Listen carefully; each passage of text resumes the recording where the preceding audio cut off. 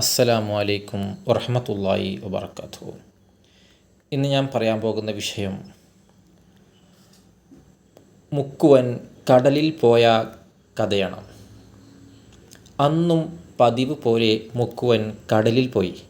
അന്ന് വലിയ സന്തോഷത്തിൻ്റെ ദിനമായിരുന്നു. നിറയെ മത്സ്യം കിട്ടി. അതിൽ വലിയൊരു മീനെടുത്ത് ഭാര്യയെ ഏൽപ്പിച്ചു. ബാക്കി മീനുമായി അയാൾ ചന്തയിലേക്ക് പുറപ്പെട്ടു. മീൻ മുറിച്ച മുക്കുവത്തി എന്തോ തിളങ്ങുന്നതായി കണ്ടു. സൂക്ഷിച്ചു നോക്കി. അത്ഭുതം! മത്സ്യത്തിൻ്റെ വയറിനുള്ളിൽ വലിയ ഒരു രത്നക്കല്ല്.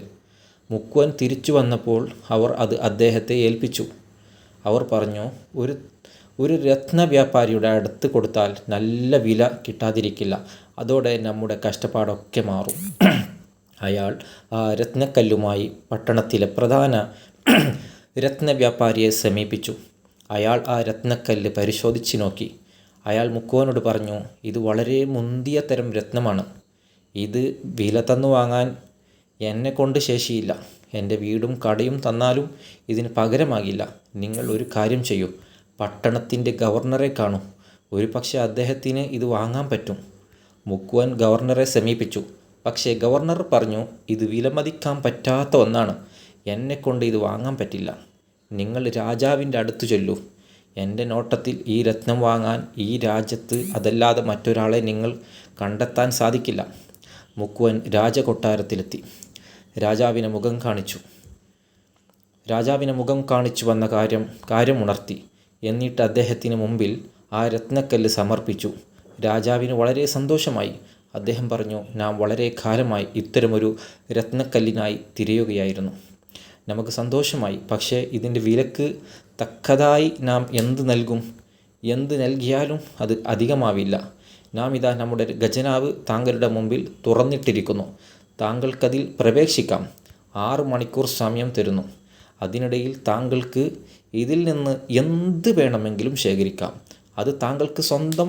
ഇനിയുള്ള കാലം അതുമായി താങ്കൾക്ക് സുഖമായി ജീവിക്കാം. അറയിലേക്ക് കടന്ന മുക്കുവൻ തൻ്റെ കണ്ണുകളെ വിശ്വസിപ്പിക്കാൻ പോലും സാധിച്ചില്ല.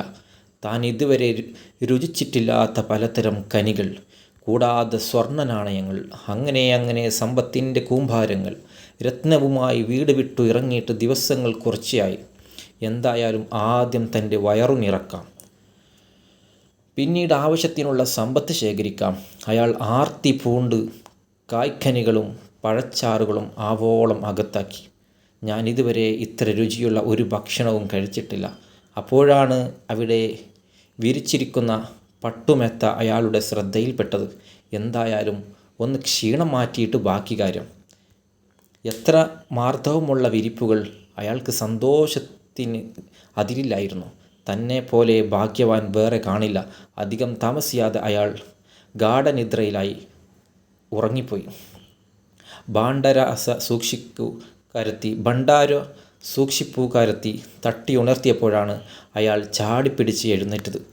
ആ കിങ്കരന്മാർ അയാളോട് കൽപ്പിച്ചു, നിങ്ങൾക്ക് അനുവദിച്ച സമയം കഴിഞ്ഞിരിക്കുന്നു. ഉടനെ ഇവിടം വിട്ട് പുറത്തു പോകണം. എനിക്ക് ഒന്നും എടുക്കാൻ പറ്റിയില്ല. ആ 2 മിനിറ്റ് സമയം ഒരു 2 മിനിറ്റ് സമയം എനിക്ക് നീട്ടിത്തരണം. ഞാൻ എന്തെങ്കിലും ഒന്ന് എടുത്തോട്ടെ. അയാൾ ആ കിങ്കരന്മാരുടെ കാല് പിടിച്ച് അപേക്ഷിച്ചു നോക്കി. പക്ഷേ 1 മിനിറ്റ് പോലും നീട്ടിക്കൊടുക്കാൻ അവർ തയ്യാറായില്ല. അവർ അയാളെ പിടിച്ച് കൊട്ടാരത്തിൽ നിന്ന് വെളിയിലേക്ക് തള്ളി. അയാൾ തൻ്റെ ദുർവിധിയോർത്ത് പൊട്ടിക്കരഞ്ഞു. വിധിയെ വഴിച്ചിട്ടെന്ത് കാര്യം? എല്ലാം തൻ്റെ വിഡ്ഢിത്തരം കൊണ്ട് സംഭവിച്ചതാണ്. തനിക്ക് നീണ്ട 6 മണിക്കൂർ നേരം രാജാവ് തന്നതാണ്. തനിക്കത് ഫലപ്രദമായി ഉപയോഗിക്കാൻ പറ്റിയില്ല. തൻ്റെ മാത്രം തെറ്റ്. ഇനിയൊന്ന് ചിന്തിക്കൂ, ആരാണ് ആ മുക്കുവൻ? അത് ഒരു പക്ഷേ ഞാനും നിങ്ങളുമാവാം. ഈ കഥയിലൂടെ ഒരുപാട് ചിന്തിക്കാനുണ്ട്. നമ്മളൊരു ജീവിതമാണ്.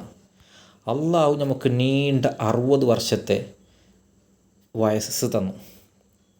ആയുസ് തന്നു.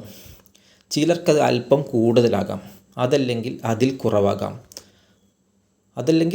കുറവാകാം അവസരമാണ് നൽകിയിരിക്കുന്നത്.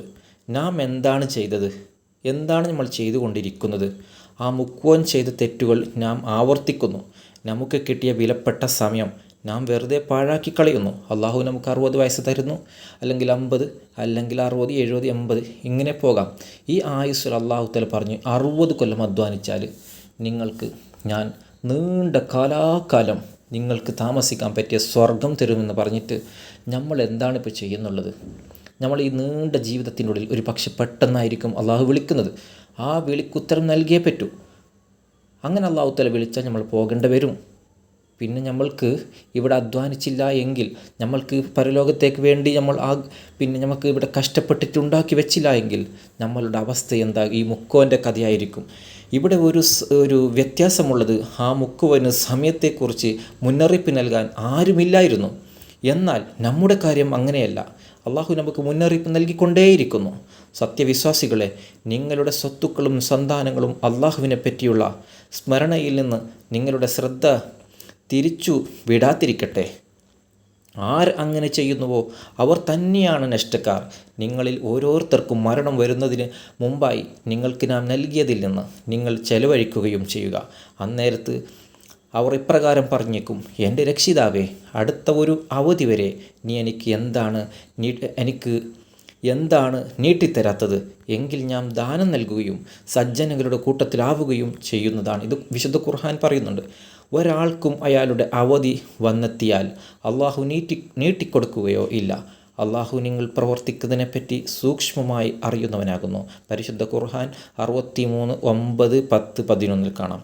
ആ മുക്കുവനെ പോലെ വിഡ്ഢിത്തരം പ്രവർത്തിക്കാതെ, അള്ളാഹു കനിഞ്ഞരുളിയ വിലപ്പെട്ട സമയം പാഴാക്കാതെ സൽക്കർമ്മം ചെയ്ത് സ്വർഗം കരസ്ഥമാക്കാൻ അള്ളാഹു നമ്മെ ഏവരെയും അനുഗ്രഹിക്കട്ടെ. ആമീൻ യാ റബ്ബൽ ആലമീൻ എന്ന് പ്രാർത്ഥിച്ചുകൊണ്ട് എൻ്റെ ഈ കഥ ഇവിടെ അവസാനിക്കുന്നു. നിങ്ങൾക്ക് ഈ കഥ ഇഷ്ടപ്പെട്ട് കഴിഞ്ഞാൽ നിങ്ങൾ മറ്റുള്ളവരിലേക്കൊന്നും ഷെയർ ചെയ്ത് കൊടുക്കുക. അതുപോലെ എൻ്റെ ചാനൽ ആദ്യമായി കാണുകയാണെങ്കിൽ ഒന്ന് സബ്സ്ക്രൈബ് ചെയ്യാനും നിങ്ങൾ മറക്കരുത്. അസ്സലാമു അലൈക്കും വറഹ്മത്തുള്ളാഹി വബറകാതുഹു.